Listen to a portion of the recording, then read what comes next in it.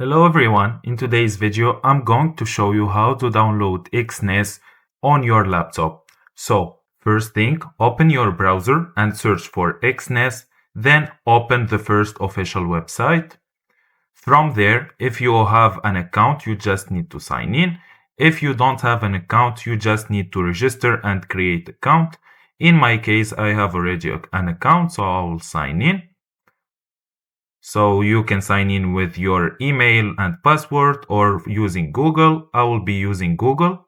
After that, you should be having this homepage. From here, you go to this bar and you will see an icon. When you click on it, it will say install Exness. So click on it, then click install from here.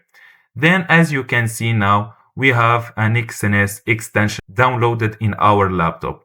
So if you find this video helpful, don't forget to like and subscribe in the channel. Thank you for watching.